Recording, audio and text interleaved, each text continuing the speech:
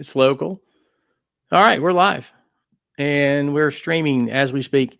You know what? Here's the thing. I don't know how great YouTube is at getting the word out about your live stream. And then again, I don't know about you, Toby, but when it comes to my subscriptions, I don't know how many YouTube content creators I subscribe to. Thousands. I don't know. That you hit at some point, you hit the like button, right? At some point, Yeah. you hit the subscribe button. Most of my feed is like the same 10 people, the same 10 subscriptions. You're one of them. So every time you're like, I'm hiking the Cumberland Plateau at such and such waterfall, I'm there. Yeah. Well, And we're live right now, so hopefully at least our 10 of those will jump on. It's the kilted adventure. No, you're just the adventurer now. I'm Toby the Adventurer. Toby the Adventurer, known as the Kilted Adventurer. Formerly known, but you're still hiking in a kilt because I saw something the other day. Yeah, Gardening the Gods. I was wearing blue jeans, and the YouTube algorithm gods were not happy about that, so they held that video way back. Do you think that's what it was? The kilt? No idea.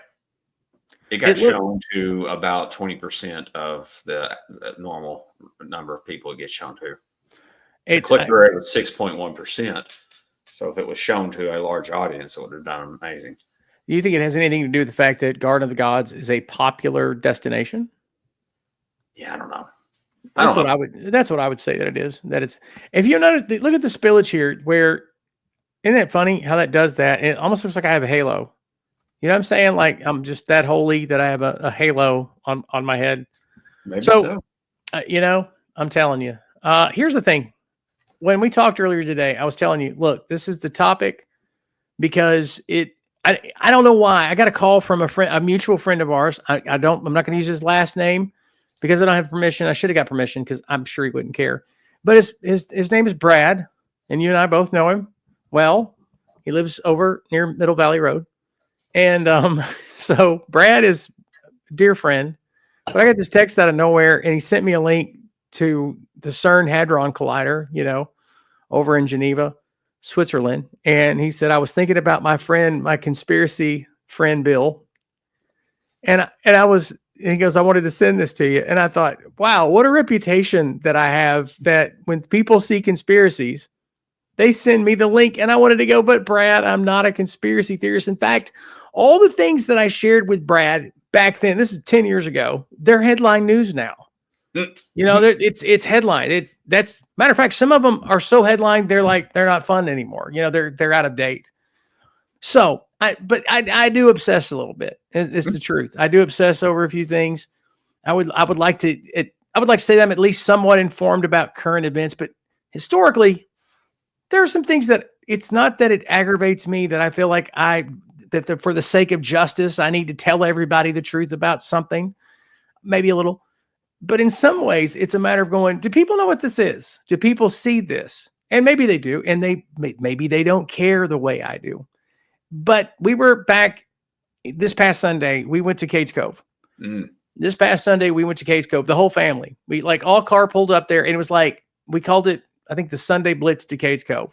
So everybody drove their own vehicle. Carol and I bought all the food, of course.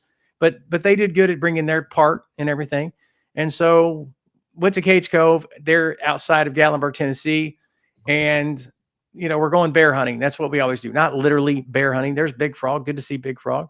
Mr. Bill loves conspiracy. Okay. All right. I get it, Big Frog. I do love believable conspiracy theories. It's not so much, okay, maybe some unbelievable ones too, but I'm just saying. So we go to Cades Cove. And we had a great time. We saw 8 bears. 8 bears. 8 bears. 8 bears, which is awesome. It was like, it probably could have seen more than that, but I mean, it got hot. We were in the convertible and we were baking. For some reason, I am attracted to any vehicle that doesn't have air conditioner right now. I don't know why. So it was like the top's down, but it's like 85, 86 degrees. Wow. And so I'm getting fried, I'm hot, sweaty. So by the time we were leaving the cove, it was time to leave the cove, and I'm hot, just pouring with sweat and ready to get home.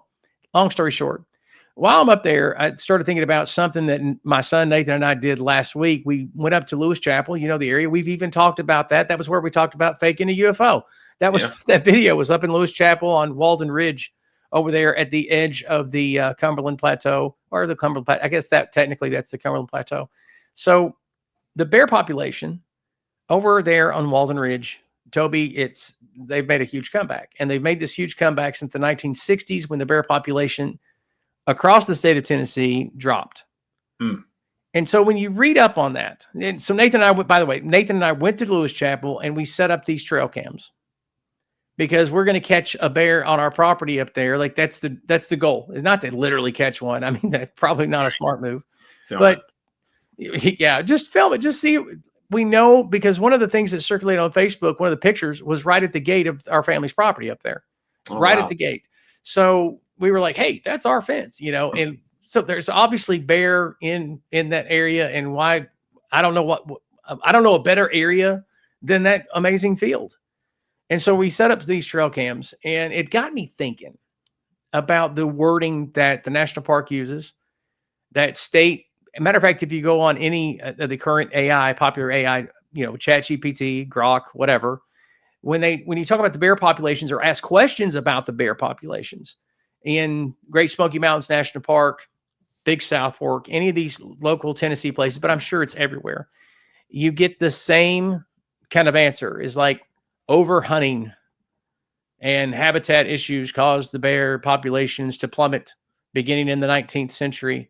So all the bears were almost hunted to extinction.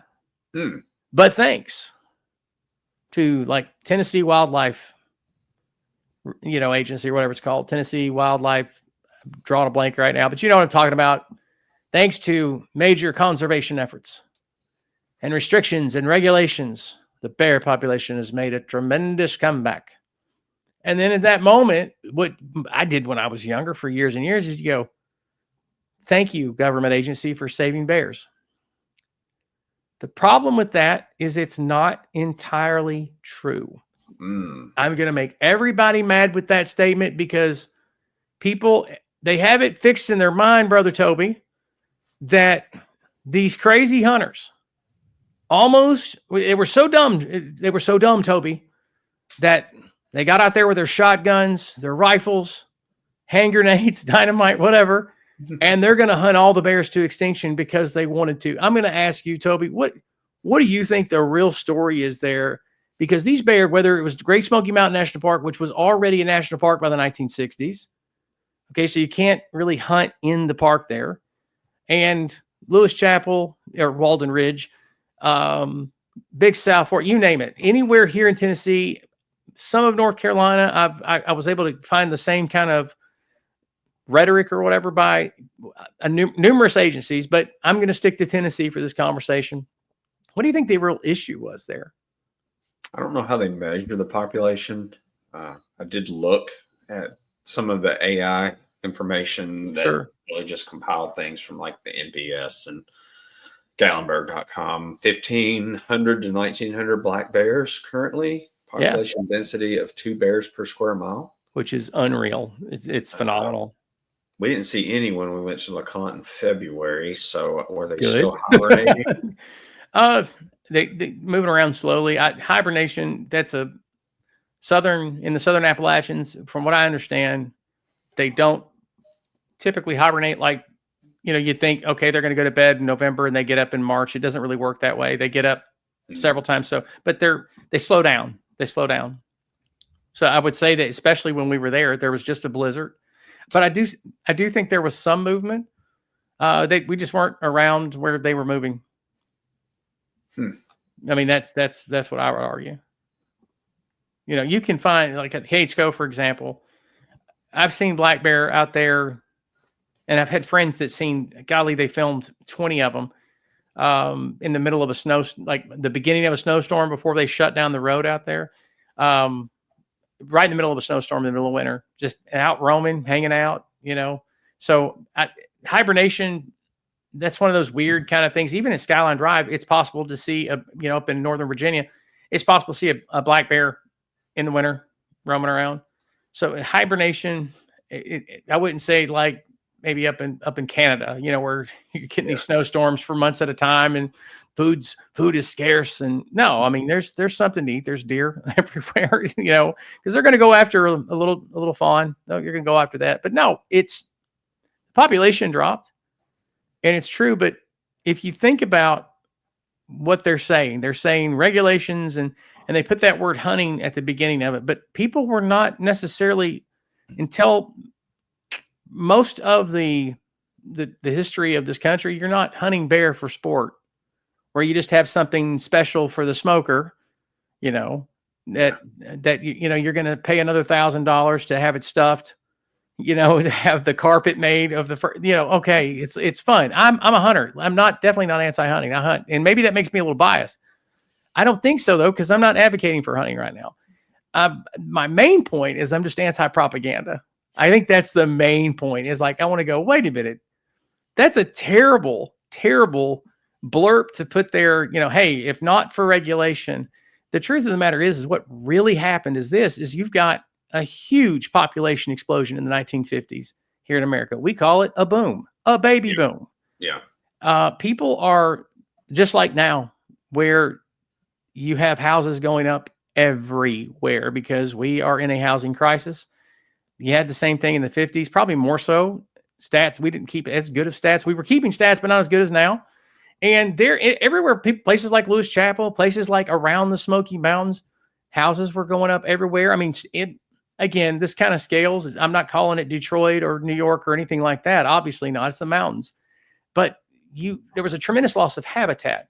Yeah. For 150 years, I want you to think about this. You're a farmer in Cates Cove. You're a farmer in Cates Cove. You're growing your corn for your moonshine and your whatever they did. That's great stories about that, by the way. But you're growing your corn, you're doing your thing, your farming thing here in East Tennessee. One of the scariest things and one of the most damaging things that can happen to your farm is when a black bear decides to make your farm home. Oh no. It's dangerous for the kids, the grandkids. It's dangerous for your crops, property damage. I could go on and on. So they were considered a nuisance, a dangerous nuisance. I'm going to tell you something. There's nothing worse than having like raccoon around your house. They'll hide your stuff. It's hilarious. But bears, imagine this. You can't even go to the outhouse to use the bathroom without worrying about, old Ben, the bear, that could get you while you're in the outhouse, right? Yeah. So a lot of the hunting that took place wasn't sports hunting. Yes, that happened. There's been books written. Kephart wrote his famous book, Propaganda Piece 2, in my opinion. See, maybe I'm a conspiracy theorist. I'm just gonna admit it right there. But Kephart's book, very famous book about the mountains that he wrote, all of his stories were about bear hunts, pretty much. And so yes, but again, why were they going bear hunting? So if you're not eating it, because that's what they were doing, eating that food, they're getting rid of the nuisance. The way it's framed in our modern zeitgeist, our mind, is when we hear things like regulations, when we hear things like, if not for, we talked about this, about the CCC up in, up on the mountain that day in LeConte, was, everything was because of the CCC, because of the CCC. And it's like, wait a minute, hold on. And you find out that some of that stuff wasn't even made by the CCC. Some of it was made by people, volunteers today. But the part of that is there's a little bit of propaganda there for their own agency to push their own agenda. And I don't even think that agenda is necessarily bad. I think regulation in hunting is a great thing for hunters. I think it's great. But what really saved black bear and brought the population back was habitat restoration and conservation. It's not necessarily the fact that, now that we have to pay the government for hunting license, now that there's another source of income for the state coffers, it's not as much that as it is the efforts that have been made and maybe organized by state officials to some extent. It's not as much that as it is volunteers like yourself sometimes, because you volunteered there for the Rangers over in Cumberland. You went through their, I can't remember what it was. It was kind of like a trail thing, and they walked you and talked you through what all was going on there. What is it again? It was a Ranger-led hike. Really cool stuff. So I'm not putting them down at all. And again, I'm talking about the entity, not the individuals working for the entity, because they are amazing people. They're wonderful. The problem that I have is the fact that it just seems to It seems to be more muddling the waters and just propping up a state, a government, as opposed to talking about the real story as far as volunteers getting together, buying land and setting aside for bear sanctuaries and things like that. The volunteers that go up to Great Smokies and work on bear habitats and things. And again, maybe the state organizes some of this, but a lot of times it's by volunteers who come up with the idea and then they have to convince the state it's a good idea. So it's a lot more complicated than just saying, hey, look, the state came in, the government, because they always fix everything. They make everything better. And because that's what it feels like sometimes. Toby, jump in here and please tell me what I'm missing about all this. I think you're probably spot on. So anytime you're in a organization and I guess government by the very nature of it is not a revenue producing body, they're a drain on the public coffer. Park systems are exactly the same way. I don't know. Sure.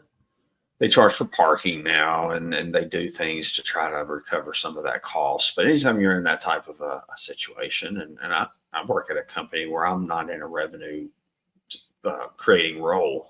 So I have to do this as well. You have to tell your value proposition. You have to sell yourself. You have to get really good at marketing why people are paying the salaries that they're paying. So that may be a big part of it. Look what we've done. Mix that in with, I'm sure, some, specific agendas that, maybe some leaders have or haven't had. We certainly noticed that in the visitor center that, there's carryover from probably, other administrations and things as well. But, I think they're just trying to say, look why we're so great and look what we've done. And that's not necessarily a bad thing. No, I don't think it's a bad thing, except I don't know. It may not be accurate. The mascot of Great Smoky Mountains National Park, it's a bear, right? Yeah, that's what draws people. I mean, that's the draw. And so that's what I call it, the Smoky Bear, only you can say, only you can prevent forest fires and all that. So we think of the Smoky Mountains, we think of bears, black bears. The way it's almost like logging, where they talk about how, thanks to the federal government, we've reserved all we have protected all this land from loggers, and we're restoring the forest. Look at us. And yet the truth is that they place themselves in the management position of logging. Logging is still a very important industry, now managed by the National Forest, and sometimes the National Park Service. So, but when you read all their plaques that's set up, they talk about how logging was irresponsible and how terrible, logging was. And yet we're still logging. Logging, it is managed probably better. It's not like it was back in the 19th century, early 20th century, but it needed regulation, but we didn't stop logging. They almost make it sound like those evil loggers, but those evil loggers are still logging. If they're evil, you know what I'm saying? Like the industry itself, they almost demonize the industry itself, while meanwhile filling the covers up with the licensing fees that the loggers have to pay to operate. And I'm not against that. I'm not trying to say that I'm against what the national parks, national forests do when it comes to that. Those are our national resources, of course, right? But it's just kind of, I don't know. When I hear it, I just go, there's so much more to the story when I feel like people are skimming over the stuff and they walk away, like maybe I'm the naive one, because that's how I would walk away when I was younger. I would walk away going, oh, those evil loggers, those terrible evil loggers, how dare them? Or even hunting. I was a hunter, but I would think, and I would hear family members say this, is that I was like, why do you have to buy a hunting license? I remember saying that when I was like 12. And my grandfather said, well, if you don't, man, people will just hunt them till they're gone. He was serious. That's what he had been told. Okay. The bear population was never threatened to extinction during that time period, not once. In fact, you can go back to pictures when people still lived in the cove. There were still people living in the cove in the 60s. And one in particular, and if you go back and look at the old, how the photos will fade over time. Yeah. But they've got all kinds of photos like that online. There's hundreds, maybe thousands of these photos that families have uploaded. They're playing with bear. They're doing what we do now. It's the same things happening in the 60s. So it's like the bear population wasn't disappearing. Yes, certain things did disappear, especially during late 19th century, early 20th century elk, for instance. But why? Why were so many elk killed? Especially the last elk there. I can't remember the year. It was sometime in the 30s. If I'm not mistaken, in West Virginia, because Billy and I did a video over in. It's called the Sinks of Gandy. I don't think we went. We went over to that area though. You and I went over to that area. You loved it. It was back country on the backside of Spruce Knob, and I was telling you about a cave that's over there. The last elk was killed right there in West Virginia. And people are like, I can't believe they let all those elk die. And it's like, people were hungry, and elk feeds a lot. One elk will feed a lot of people. And so you're looking at a time where people were still settling that area. In the 1930s, the Great Depression, people in rural America, they were hungry. And so it's not like, yes, I'm sure there was irresponsible hunting going on. Okay. I'm sure that there were people that were out there. We've all seen the movies, again, probably propaganda to a great extent, of the bad sportsman, the bad hunter who's taking maybe cutting the antlers off and leaving the animal. That's bad. Okay. I'm not saying that doesn't happen. I'm not saying that hasn't historically happened once or twice, but by and large, people were hunting for food or to prevent a nuisance. And so I think the way we tell that narrative has got to get better. In because there's such a lack of trust right now for the federal government. It's like at some point, because I know I'm probably not the only guy out here going, that's bull. That's not exactly how that went down. And so it just makes you not trust the government anymore. Yeah, I don't know that people have trusted the government for a long time. Do you when think it comes to parks, though, the interpretive centers, that's something that you've discussed before. Even Tennessee now has interpretive rangers, which is just their word for non-law enforcement rangers. But yeah, they're there to interpret. I'm pronouncing the word wrong on purpose, by the way. Sure, go right ahead. Interpret. They're there to interpret it for you. Interpret. If I'm reading fast like a script, that is exactly how it will come out. I guarantee it. It is. So I mean, I appreciate placards and signs, and you're talking about logging. I noticed in North Carolina, at least both of the parks that I went to a few months ago, they do controlled burns. I don't remember ever seeing that here in Tennessee. They even had signs about what are controlled burns.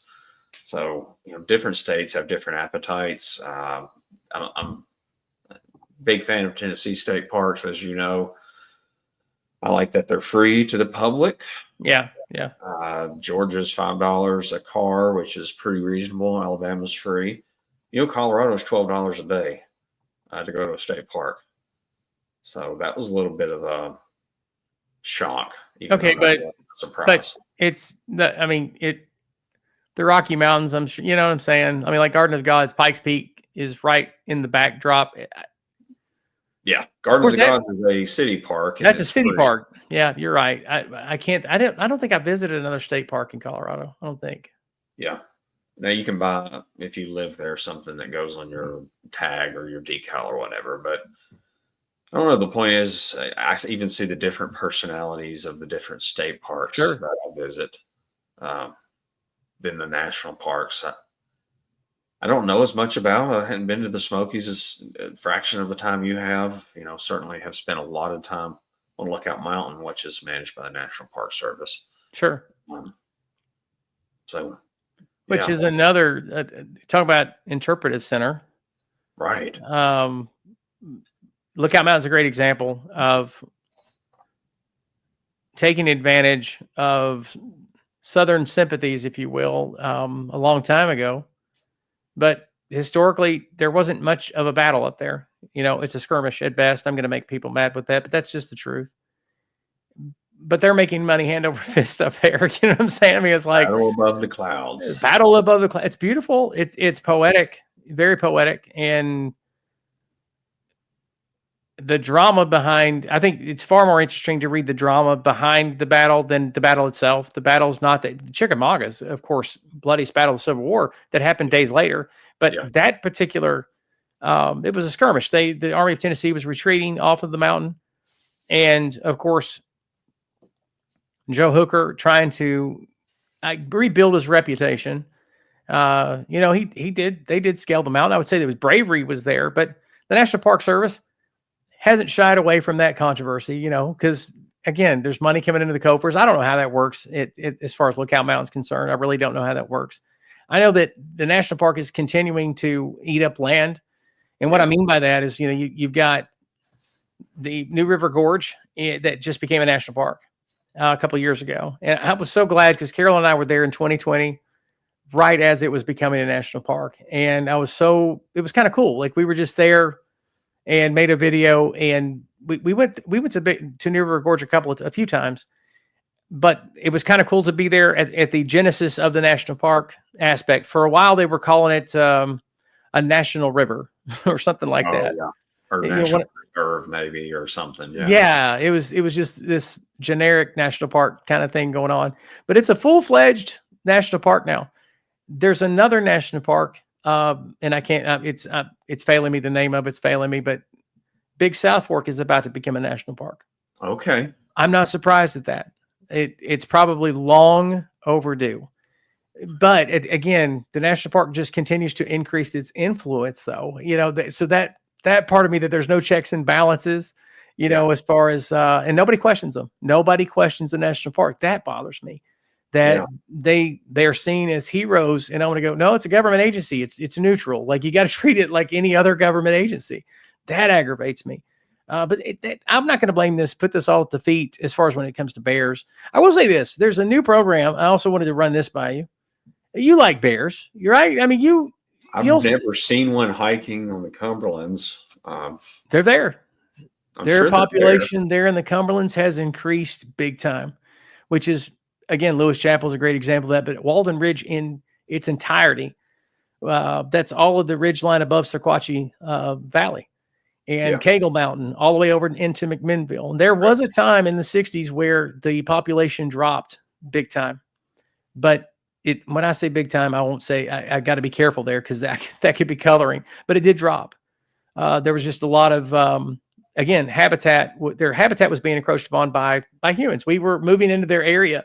So it made it a little more difficult to see bear. And I wouldn't say the Park Service does a real good, Park Service, the state agencies do a great job at counting bear. They've got a great system that they can give you to an extent. It gets harder with things like mountain lions.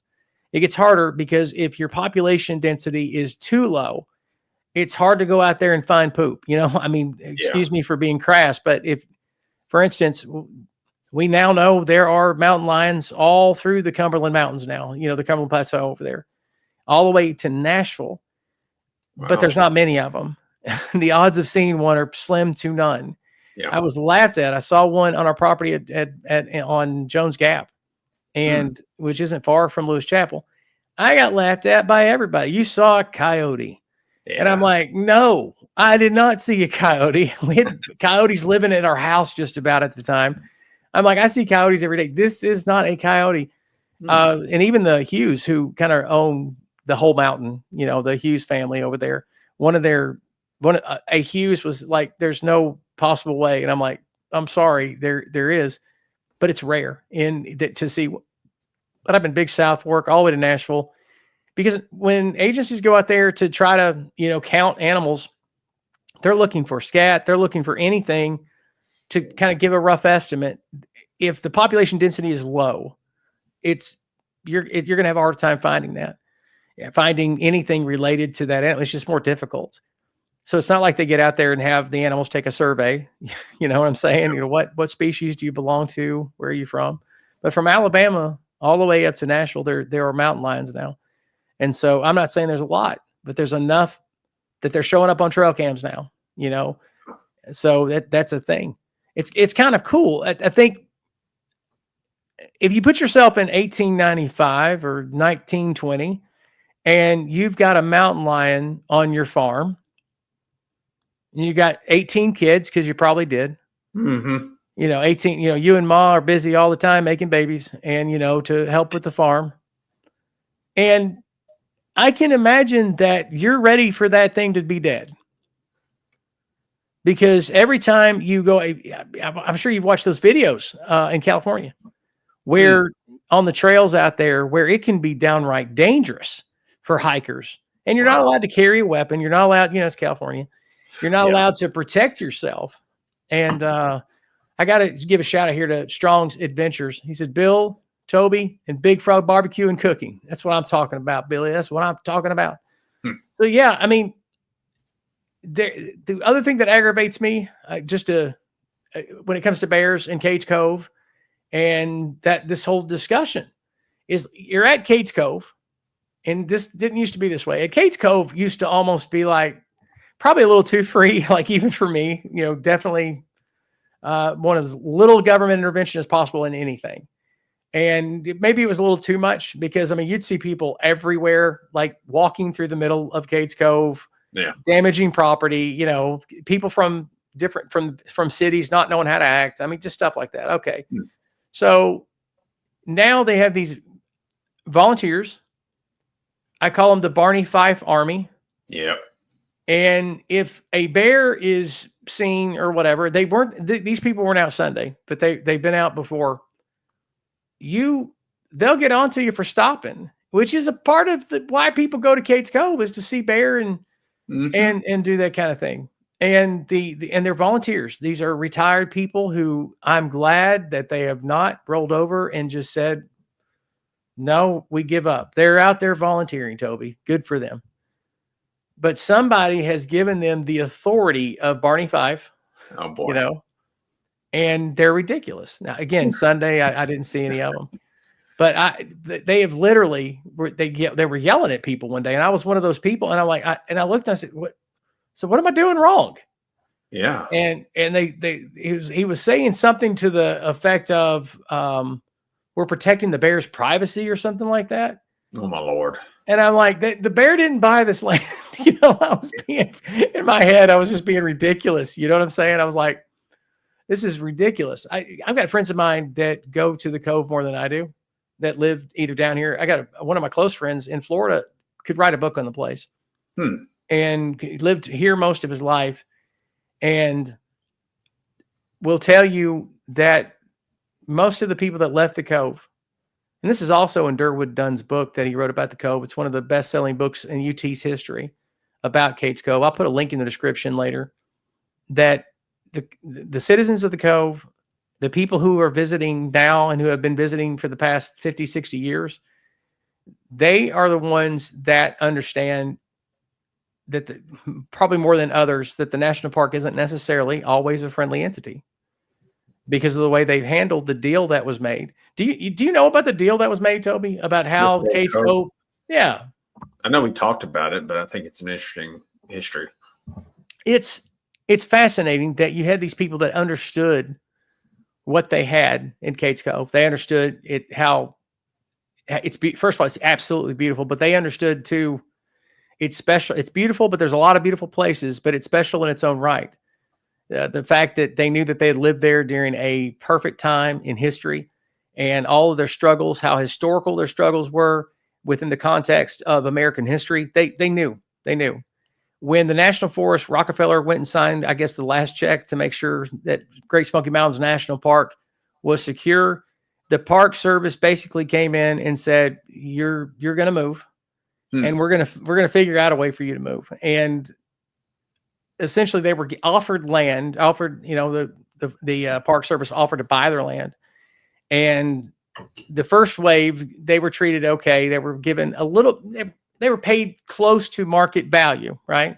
But it's hard to determine market value when you don't know what it's going to be. Yeah. You know what I'm saying? Like, they had national park was kind of a new concept here in the East, a newer concept. So they really didn't know. It's not that they were ignorant. They were actually very smart people. And it's just, they felt overwhelmed. They made a deal. They said, look, we're going to give you all this. We're going to make the deal. However, you cannot charge at any given point, you cannot charge to come to Cades Cove. Okay. And that was the deal. That's a pretty solid deal. Let's fast forward. Pause that, but fast forward to 441 or Newfound Gap Road. Another deal was made which basically the state of Tennessee said, okay, National Park Service, you can have this road. You can have 441. However, hold on real quick. So you can have 441 Newfound Gap Road, but you can't ever charge for it. Same thing. So you have Cage Cove, 441, very famous road that people take all the time. You can't charge for it. For years, the National Park Service has tried to get around this. For Cage Cove, they blamed overcrowding. People that go to Cage Cove really don't care about the traffic. They don't. People that love it couldn't care less that it takes you forever and a day to get through the backside of Cage Cove. It does. Like the last mile, it seems like an hour by itself because people are trying to get back on a new Lower River Road, whatever that's called. But people don't care. It's Cage Cove. They know when they go. And so you're looking at something like 8 million people that visit the Cove every single year. And a lot of those are repeat visitors every time they're coming back. Wow. So the state makes a deal, says with the national park, it says, okay, you can't ever charge for that. Skip forward to a few years ago. We're not going to charge you to drive on the road. We're not going to charge you for 441. However, if you're going to come to the Smoky Mountains, you have to buy a parking pass. Right. It's only $5. There are a lot of things that start out only $5. Correct. You know, I think Big Macs were 35 cents. They're not 35 cents anymore. You know, things change. And to me, and the people of Tennessee, this time they disobeyed. My own people, they disappointed me because there should have been such an uproar. But people in our Senate rolled over. They just rolled over. Okay. Because the national park is, you know, they're close to Jesus or something, right? That's the way it's viewed, is that they are heavenly. And they are without question because that's the home of Smokey Bear, right? Yeah. That's the home of Smokey the Bear. That's the home of nature. They would never do anything to fleece Americans. And it's like, they're a government agency. They're human. You know, they're doing what's in their best interest. And they're going to come back and say, yeah, but we're not funded well. And I'm like, maybe you shouldn't have as many rangers. Like, look at your own budget. They've got a pretty decent budget. I'm like, I don't know. What do you think? Jump in here, Toby. You're smarter than me. Come on, help me out here. Just listen. Correct me. Point me on the right direction. Obviously, I'm crazy. What do I know? Help me out. It's $5 if you want to park for if you want to park 15 minutes. Longer than 50. Who doesn't park longer than 15 minutes? It takes that long for somebody in their 50s like me to go use the bathroom. I mean, you know what I'm saying? Like you're going to have to park at some point. We did pretty good on day 2 of our last adventure, though. We didn't spend much more time than that at each spot, but we did have a parking pass in case we wanted to. Yeah, of course, because I'm a good citizen. You're a good citizen, right? And there's something inside of you that says, I better get a parking pass in case I need. Also, I think they're not paying enforcement agents either. I didn't see any evidence of that. Not yet. Right. Not yet. But it's coming. Get out there without a fishing license and go full circle here. Go out there without a fishing license. They will show up. It's like magic. They fly in, you know. I guess the aggravation that I have is that I want to say this land, you know, the song, this land is your land, this land is my land. Well, that's a little bit of a communist song, but that's beside the point. But this land does belong, when it comes to a national park, something that's been set aside by the government, it doesn't belong to the government. You are the government. And I think we fail to remember that. And I think it's our own undoing. We fail to understand to take an active role in some of the stuff. And when you talk to people about it, they look, no offense to anybody who's ever looked at me this way. I know you don't mean to be ugly, or rude, but you come across that way, people. You know who I'm talking about. When you think that people that is talking the way I'm talking, you disregard it as this isn't that big of a deal. And I'm like, yeah, it really is, because you're being fleeced and you don't even know it. And then when we talk about the conversation we were having earlier about, I think, what were we talking about? The whole, when it comes to government trust. Yeah. The bottom line is that they call it the boiling frog thing. I don't even know if that's true or not, but you know, if you boil a frog slowly, it doesn't know it's, you know, being boiled alive or whatever. I don't know that that's true. Somebody that's good in biology needs to tell me if that's even true, but that's what it feels like sometimes. I learned this in Kenya. And again, I do not know the details here. So if I'm getting this wrong, please forgive me. But Kenyans, when they were a colony of Great Britain, that they were not allowed to visit their own national park. Wow. There in Nairobi. That caused me to, when they were telling, we were on safari, and that caused me to pause for I didn't know how to get that around my head. Like, how could you do that? Like, it's like, wait a minute, how could you do that? And it shows a complete disregard for the majority of the people. You have to look this up and Google it. There's a lot to it. I didn't cover it in the video that I made about that safari because I just didn't want to be negative and go down that path. But yeah, they weren't allowed, the locals were not allowed to go to their own safari. It was the Queen's safari. It was the Queen's National Park, so to speak. But I thought, how close are we to being in that same situation sometimes when you can't drive in certain areas of the national park? The national park doesn't owe you an explanation for anything. If they shut down an area, they don't really have to tell you anything. So how much freedom have we given the National Park Service at this point? What kind of a blank check have we given them because of the environment, because of global warming concerns and things like that, where we've just given them a blank check to say without question, and everybody's chicken to question them. Senators, congressmen, they're chicken because public outcry, because again, people have made them saints. The National Park Service, they're saints. The National Forest Service, they're saints. And here's all I'm going to say is, if you're going to look off somewhere, try saying something negative about the National Park Service.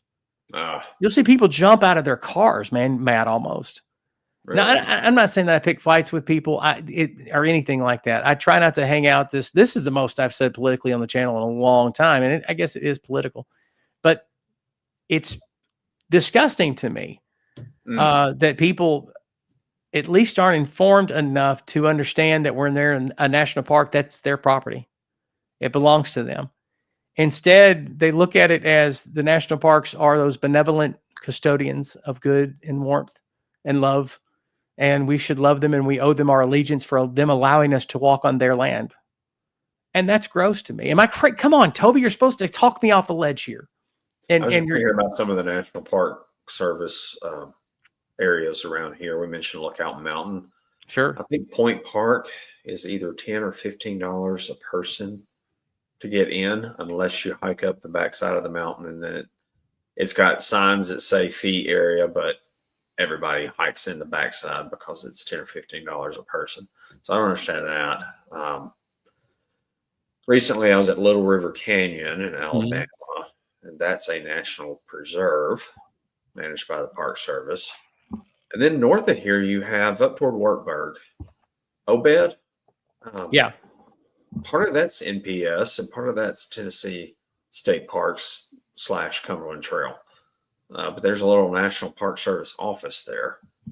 And I stopped and talked to the ranger, nice fellow. But that was free also. So it's not universally that they're fleecing us. I guess it just depends on where it is. And you've got a Smoky Mountain National Park that has more visitors than any other. Sure. That's your moneymaker. That and $20 bears that Strong's Adventures mom spent back in the 70s. $20. Billy said that he spent $20 a lot of money in the 70s on a piece of in the 70s for two Smokies, the bear teddy bears in the 70s. I'll tell you what, though, the 70s would have been a great time to have gone to Smoky Mountain National Park. I'm serious. It would have been great. It was just a lot. I don't know. The Park Service, what do they do out west in what is the name of that place? Old Faithful and all that, Yellowstone. That they started taking all the garbage, all the food scraps, it was for the public, and they started dumping all the food scraps out just so these bears would come out and play in the evening. Yeah, let's look all this stuff up online. And so, yeah, thousands of people would show up to watch the bears, I should say, come out and play and eat, all the scraps that they were throwing out during the day. And then they wondered why there were bear attacks and things like that. It's good old 60s, 70s, 50s. I don't remember the Grand Canyon. I'm pretty sure they charge a fee too. Yeah, they do. We went there last year. That was incredible. But I remember, I think, paying to park both days. We stayed at the lodges on the Grand Canyon. Very nice experience. Very nice experience. Was so grateful that we got. I shared this with you before, how God just showed up on that whole trip, because we were not out there to vacation, and it was we needed someplace to go while we were waiting. Carolyn's mother had passed out there, and we were waiting for the coroner's report. I mean, and we were in Tucson, which in Tucson in May is almost as hot as the inner circle of hell. Whew. It is so incredibly hot there. And it was a very dark time for Carolyn, of course, obviously, and myself. Mm-hmm. And so what do you do? And I drove aimlessly. I drove for 3 hours. I called our mutual friend, Ken. Ken, I don't know what to do. Give me some advice. And he said, drive. And we ended up a couple of days later at the Grand Canyon. I'd been there when I was a kid a bunch of times. Carol never seen it. I thought, okay, we'll do this. So we definitely didn't feel vacationing. No. But when you see it, man, it's just, I can't explain that. I don't mind paying for, and maybe that makes me a hypocrite in this. I don't know. But for some reason, I don't mind as much paying for someplace like the Grand Canyon. Explain that. What's the psychology there? Because the value is value, right? I don't think the Grand Canyon is any better than some of these other places, but there's something about it so unique. I get that. And I'm probably wrong for that. You know, yeah. It didn't bother me. Like, I mean, it was like, Smokies are our backyard, and that's something very, very novel out west. All the out west is so much different than here, at least the parts that I've experienced. The Southwest is just like being on Mars. You might as well be on the other side of the galaxy. There's no place on the planet that looks anything like that. There are places that, from what I've been seeing on YouTube over the past few years, I think there's some places in China that may be as otherworldly, as far as like, wow, if China would just open their doors and be a little friendlier to foreigners, I think it would be a great experience to spend tourist dollars over there to see some of these amazing places. But the American Southwest, there's just no place like it. If you go through Phoenix, the amazing, the cacti, another Red Rock area. What's Sedona? Sedona. Oh my gosh, that place is just fascinating. Yes, it's just fascinating. And so again, there's a little bit of a hypocrite, that I can recognize. Why is it okay for them to make money, but not okay for Great Smoky Mountains National Park? I know that in Shenandoah National Park, Carol and I just bought a pass every year. Yes. We just bought a pass, and I hated it the whole time. But you can go anytime you want to. What was the pass? I forget how much it cost. I think it was like $50, but it was $33 every time you visited. Yeah. Now think about all the land taken from people up there, eminent domain. I've talked about this before, Toby, and you know that. But think about eminent domain being enacted, thousands of people removed off the ridge line up there, all the way into Great Smoky Mountains National Park. And then the same people, the grandchildren of those people, are having to pay to see the land that used to belong to their forefathers. I just have a problem with that. I don't know. The national parks out west, they were taken from people too. Yeah. It just happened to be Indians, right. American Indians. That's a tragedy. That's terrible. But I guess, in other words, there are people that champion that particular topic. And I pay attention to what they say. I listen to them. May not agree with everything, but at least I listen to what they have to say. I don't know that there's a solution on how to make that better now. And I don't think that I have a solution how to make some of this better either. I just would like a little more transparency and a little less propaganda. I think that's what I would like to see from because these are complicated discussions, especially when it comes to the population of black bears. It's a lot more complicated than the way that they present it. They're basically blaming it. They're laying it at the feet again of those irresponsible hunters. Right. In the case of deforesting of America. Did I say that correctly? Yeah. Deforesting. Anyway, it's the same thing. Those filthy, terrible loggers.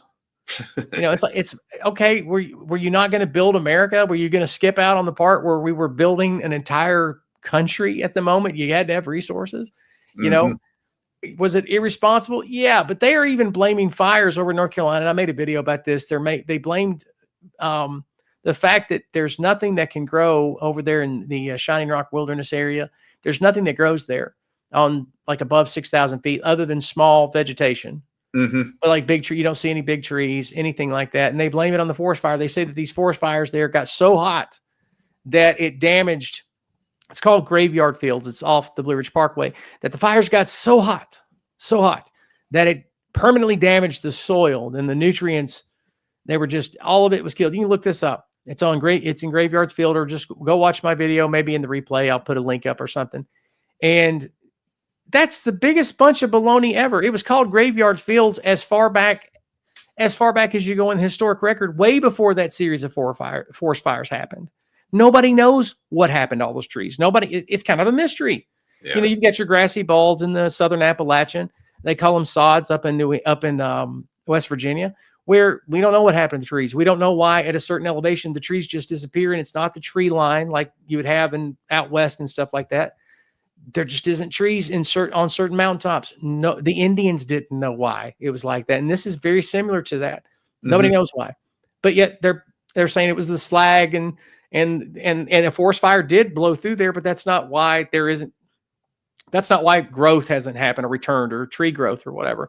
It's funny though, over in the Craggy Mountains in North Carolina, which very famous there on the Blue Ridge Parkway. God help them. I hope that they can get the Blue Ridge Parkway up and running just for those small towns that make a living off the tourism. But they're still working on them. The Craggy Mountains there, same situation. You've got a grassy bald around all those big, beautiful, giant rocks that they have in that area. And in the past 10 years, the tree line is returning up the mountain mysteriously. Sure. Isn't that weird? Who knows why? I can't seem to find a great answer for that either, as far as why that's happened. Nothing that's satisfying. You get a bunch of theories, but you don't get anything that's real satisfying. I don't know. Must be the squirrels. It could be. I don't know. The earliest black bears, they eat the whatever and it comes out in their scat. But why all these hundreds of years hasn't that happened before then? Sasquatch. I'm just grasping here. I don't know. You're killing me. You got to come up with a better solution. You're the smart guy in the room. You are the guy with the level head. So you're supposed to talk me off the ledge on these crazy, as I'm known for. I cannot believe I'm known as a conspiracy theorist. I am hurt. Great. I think it is. Yeah. I mean, something I have to watch out for when I'm making my videos. It's just something I'm aware of. We talked about, the Red Rocks. Where's that? I just went Garden of the Gods. Garden of the Gods, yeah.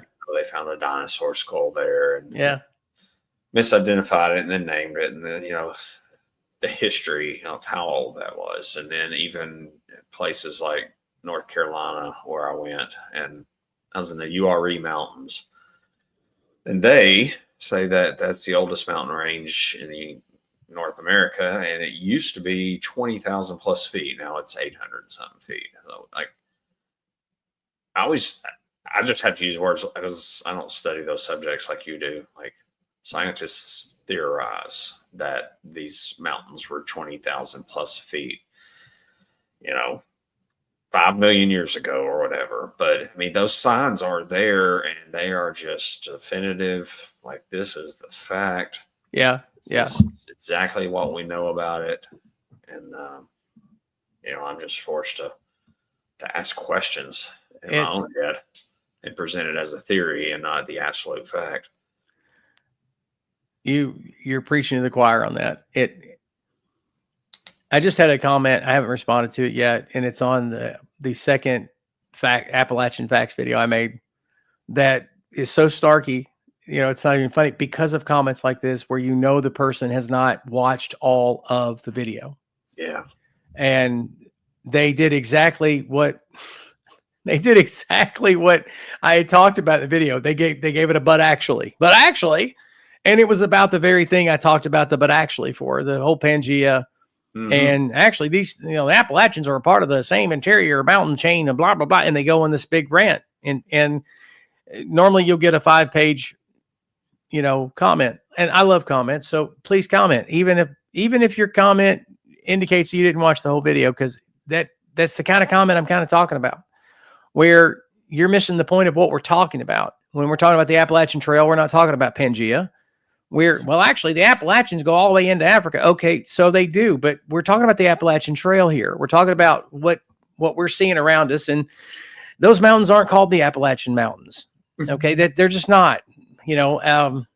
maybe they formed, maybe they were brothers when they were younger. Whatever, that's fine, but that's not what it's not that I have a problem with speculative science. I mean, that's what geology is not. It's not that I love geology, by the way. I love geology. When we start speculating, though, that far back, is that science? It's hard. It can't be tested. I mean, that's the problem. You can't test that. And you can make educated guesses based on chemical content of a buddy of mine there at Ray of Hope, Toby. And I miss him. I love him to pieces. He's a great guy. He was going to be a geologist. I used to give him the hardest time. I used to say things like, as smart as you are, why couldn't you pick a real science? No, I would say, as smart as you are, why can't you pick a science? Is what I would say to him.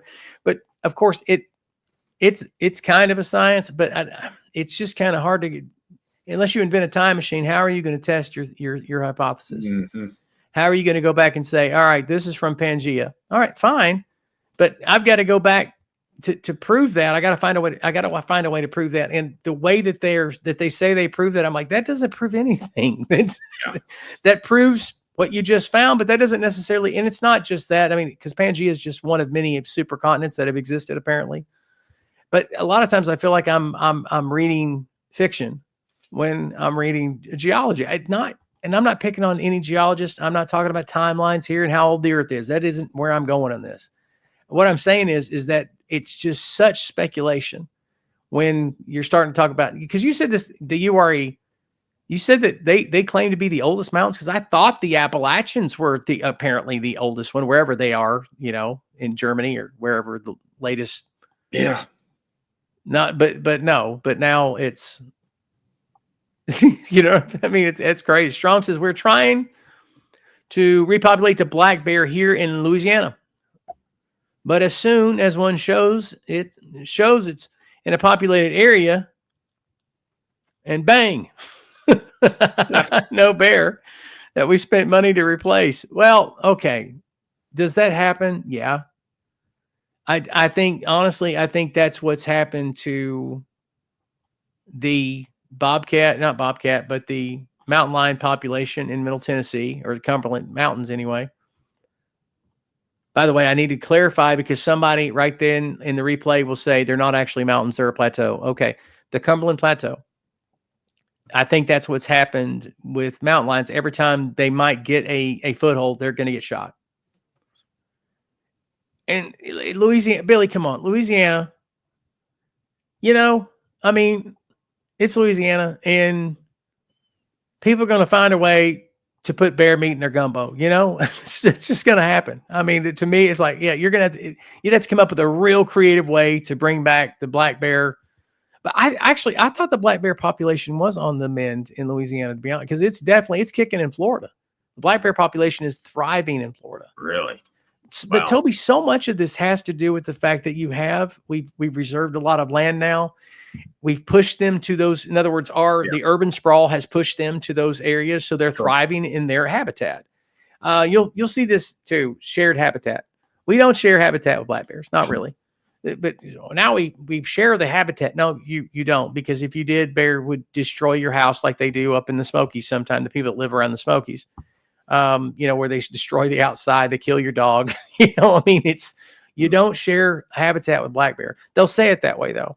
What that means is we push them to land we've set aside, and they're thriving there because we're not encroaching on them. We're not.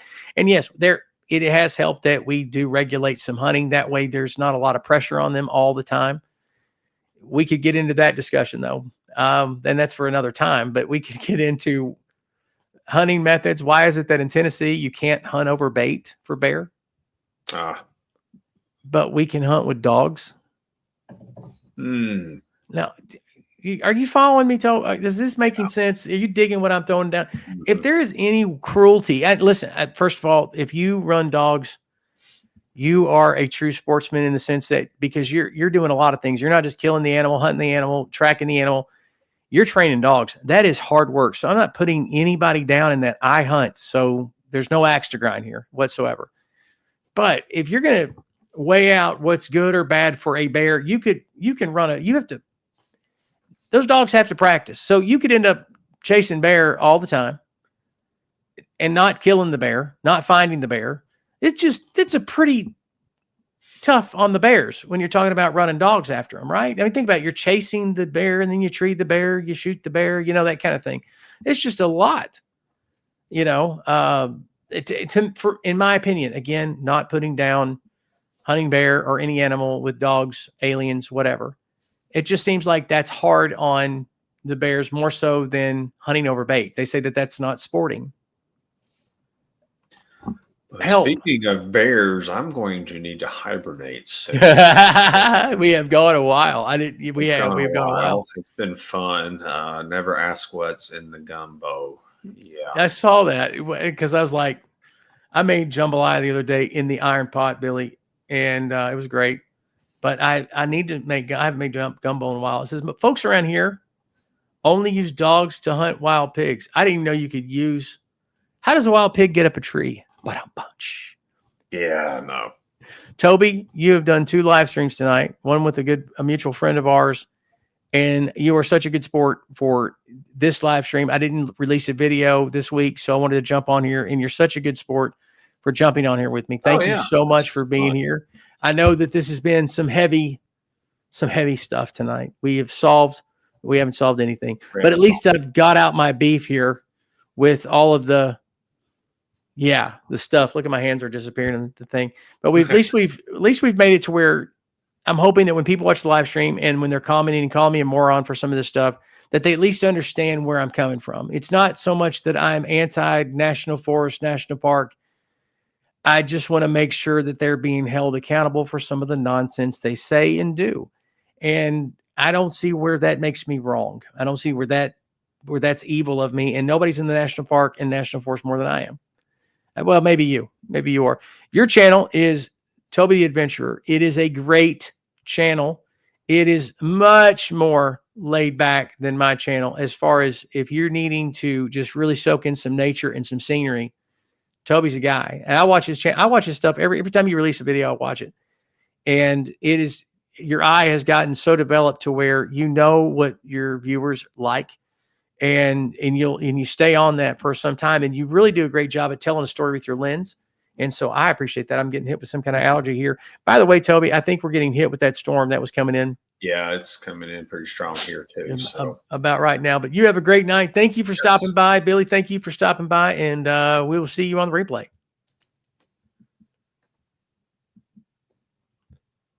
Well, that's